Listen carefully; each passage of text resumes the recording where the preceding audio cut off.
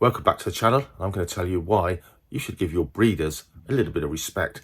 Honestly, they don't have to get a bad rap, people that breed reptiles, and yet most of you wouldn't have any of your animals unless people were breeding them for you. And I'm just going to tell you some reasons why captive breeding is good and some of the hardships that actual breeding reptiles entails, because a lot of people seem to think it's very easy, costs us nothing, and then you're being fleeced for some reason because you have to buy those captive bred animals. How ridiculous. In many cases, when I began keeping reptiles, wild caught reptiles were dearer 40 years ago than they actually are now, in real terms, not percentage rates. Actually, they cost more. Captive breeding, for one thing, has made stuff incredibly inexpensive. And of course, one great reason is, back in the day when these things were all wild caught, you had parasites that would kill them because of the added stress, internal and external parasites to be gotten rid of. The veterinary procedures back in those days were tough. We've learnt a lot more now with the mass-produced animals and more people keeping reptiles, but species such as this reticulated python are also known to be very, very aggressive and difficult to work with despite being beautiful. And of course now people can keep these genuinely as a lovely pet, especially the dwarf varieties like this one from the Kayuadi Islands. So captive breeding gives you stress-free and a stress-free experience, stress-free animals and a stress-free experience for you, and critically incredibly healthy animals, nothing like those animals that were wild caught back in the day, which were often difficult to acclimatise, really. And of course, captive breeding gives something else, really makes things available like this scaleless corn snake or various colour morphs that, to be quite honest, wild caught animals, very fluky if you manage to get something, and you certainly couldn't reliably obtain colour morphs and even weird things like I say, like a scaleless corn snake. Not for me particularly, but for many people, that's the big thing about keeping reptiles, is collecting different colour morphs. Your breeders have enabled that to happen for you to be able to obtain snakes such as this. When it comes to things such as this beautiful baby ladder snake, you could have got ladder snakes from Europe. You might have even been able to bag your own on a holiday to Corfu or somewhere. But of course, finding or obtaining tiny babies or young snakes to actually grow on, work with, that was hit and miss. People caught what they could of different species, often taking adults from the gene pool and giving you adults, which are much tougher to acclimate as well. You know, taking fully grown, especially female snakes from the wild for the pet trade, it really does have an impact on those wild populations. Captive breeding, as we've already mentioned, is a massive conservation tool. It takes away the need to remove reptiles from the wild en masse. Again, colour morphs like this golden child reticulated python, albino, they just weren't available back when I was younger. These things came in as grumpy, not very happy wild caught animals.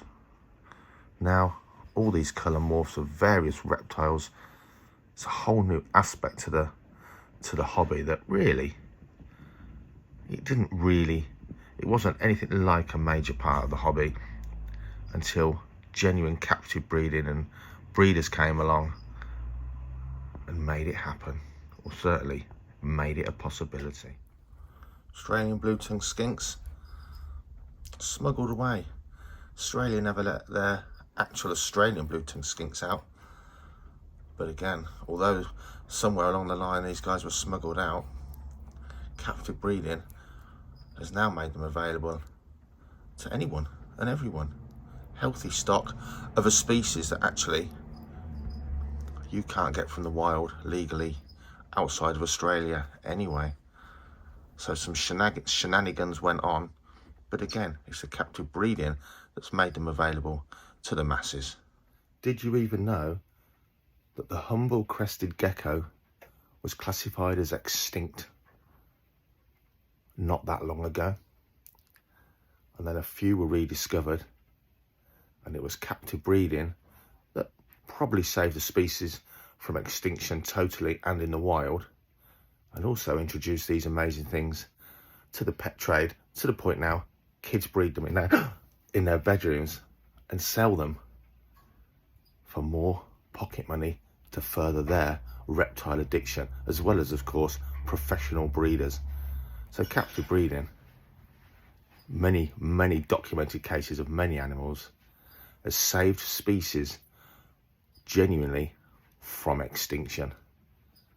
Ta-da! Some species, such as this beautiful Brazilian rainbow boa, look at that, grey-banded king snakes, those kinds of animals, milk snakes, that are so stunningly colourful, are also, of course, robbed from the wild in vast numbers to satisfy the demand for such, wow, beautiful objects, beautiful creatures.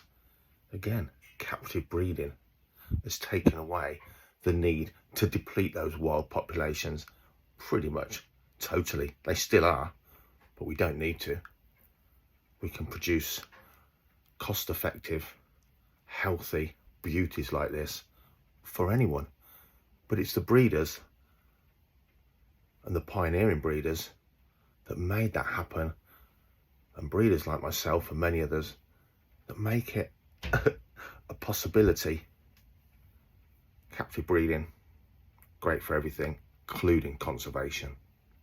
Of course, you've got enclosures to buy, build, set up, furbish, buy equipment for your adult snakes, your breeding pairs, and so on and so forth.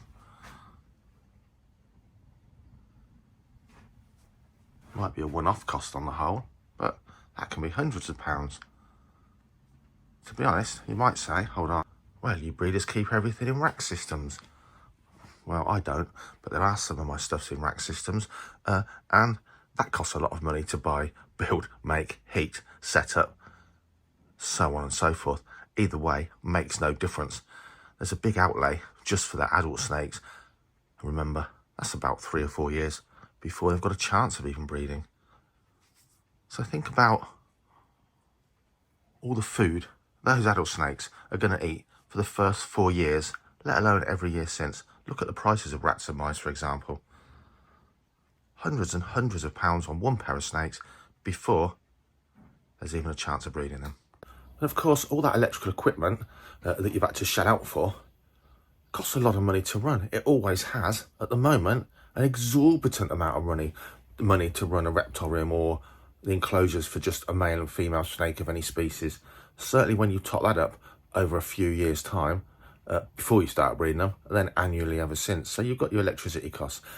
Water costs are negligible, aren't they? Unless you're using reverse osmosis water, then there's an outlay there for equipment and so on and so forth. Food bills, you've got to add that in. Substrate bills, all the time changing, you've got to add that in. But regardless of that, the biggest cost is your time.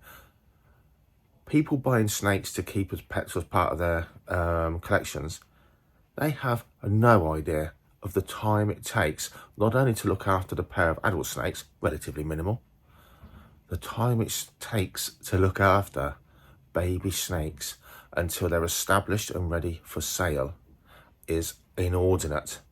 20 baby snakes is annoying. 200 baby snakes is a serious amount of time every week. My time, other people's time. Time's the most valuable thing you will ever have. It is finite, isn't it? It's going to run out. A lot of time for months and months looking after baby snakes just to let someone else have them. That time's worth a fortune and it never gets recouped. Not really. If you've got 200 baby snakes, that's not many, with a few pairs of snakes.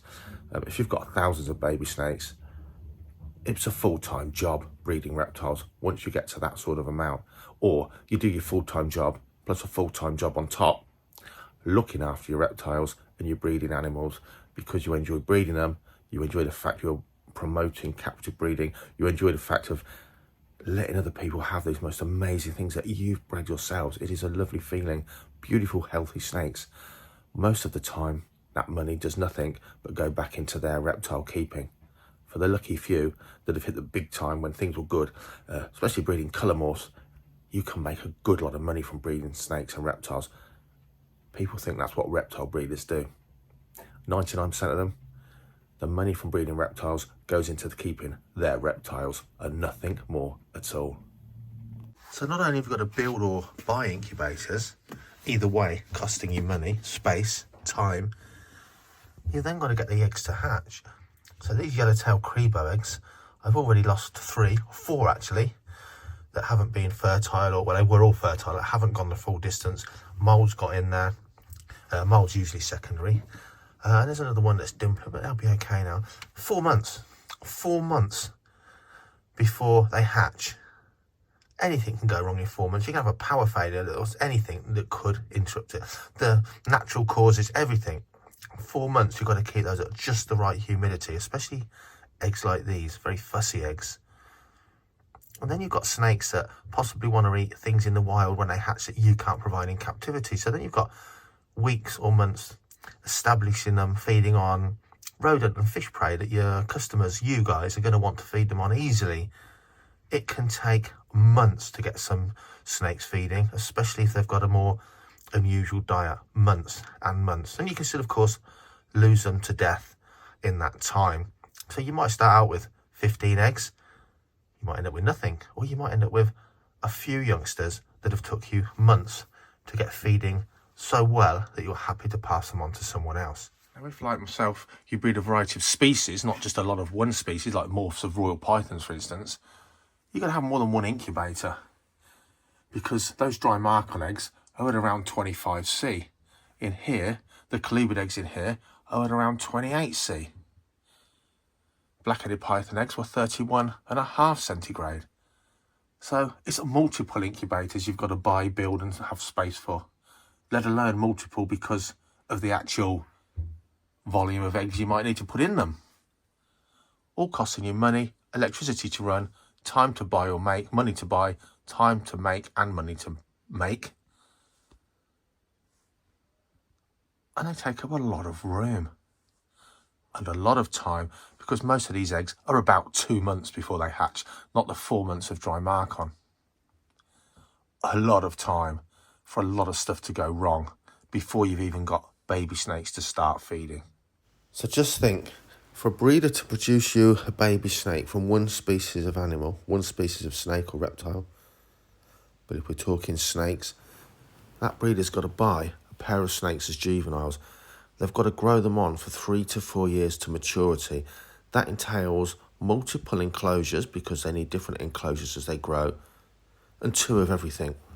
And then those final enclosures to keep those adults in need all the equipment to heat them, light them and so on, substrate and so on. You need to feed those snakes, 2 of them, for 4 years.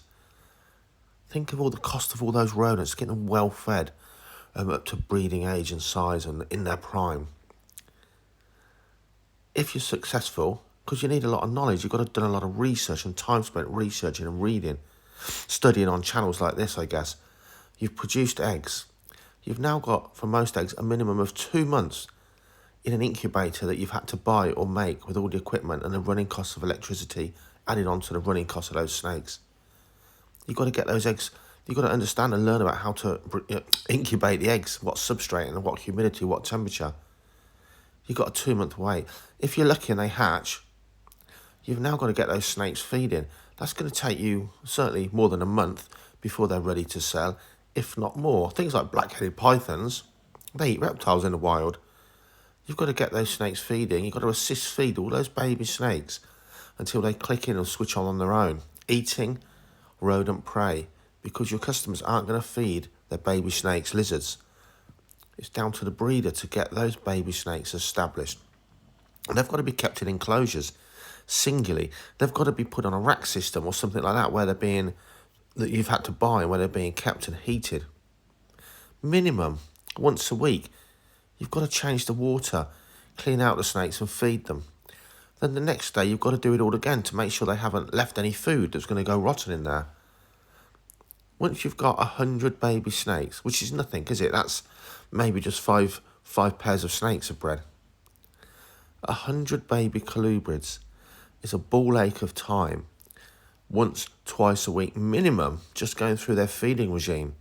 It takes ages. That's time that, if you went to work, is getting paid for.